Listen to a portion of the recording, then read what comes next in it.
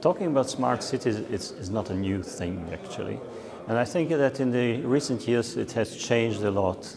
The concept of what we talk about smart cities is originally we used it as a buzzword, and we were saying, okay, smartness in a city is important because it makes life better.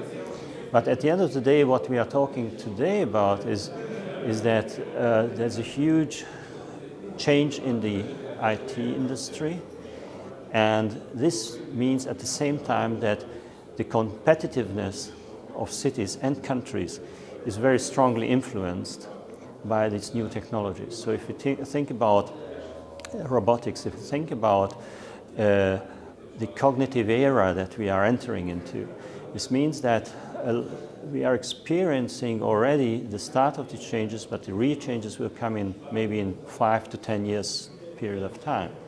What we are looking at the moment is, of course, on the one hand side, a huge amount of data that we are trying to collect as not only as a city, but also as a company, as a country, as an environment. And the question is, what can we do with this data?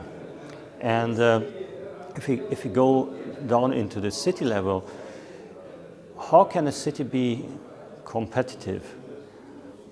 By providing this data back to whoever wants to use this.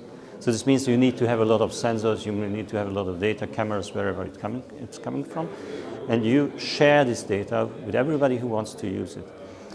Because it's not about the government or the mayor or the city administration to do everything. They will not.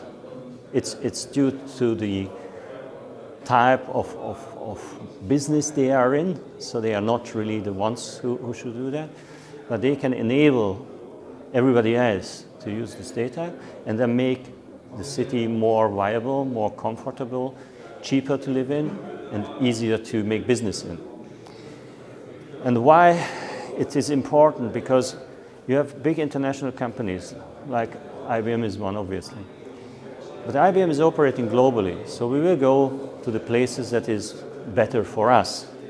Whereas for a city, it's important to bring in and keep not only the companies, but also their own people.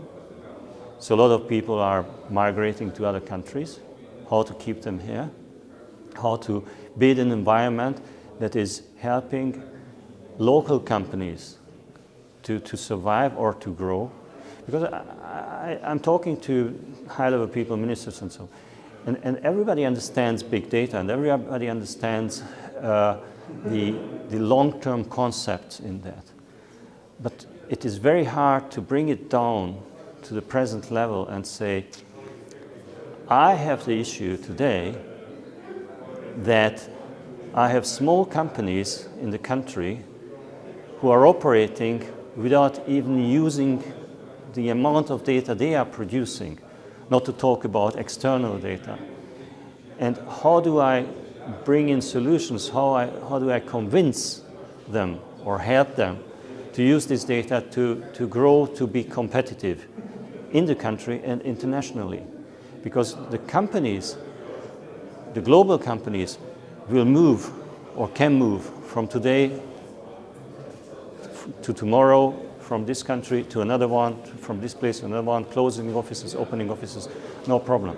The critical mass should be the local companies, the small and medium-sized companies, who today have an issue, still an issue, of using these new technologies, bringing this data into their processes, understanding it and building on top of this. I'm not talking about technology companies.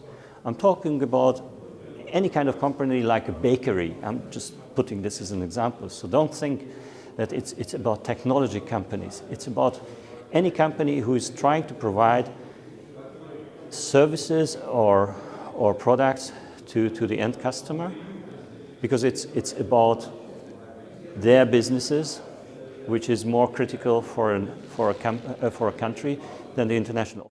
One of the major savings can be made on energy costs, and one of the major saving potential are are buildings. So most of the municipalities have lots of buildings, or you can go to private households as well, and install huge numbers of sensors, which is relatively cheap, by the way, nowadays. So sensors are, the cost of sensors is going down rapidly. So it's not a big issue. And I've just spoken to someone who said that in Tallinn they have done this, or they are doing this already. And I think this is very smart, because it is hard to tell people to save energy, because yes, everybody says yes, I save energy, but you don't have the data. So you have like the months, the end of the month, you have an invoice, and you say, okay, I have consumed this and this. You don't have a relation to what it is. So solutions that give you immediate information about your energy cost at this, or energy consumption at this point of time,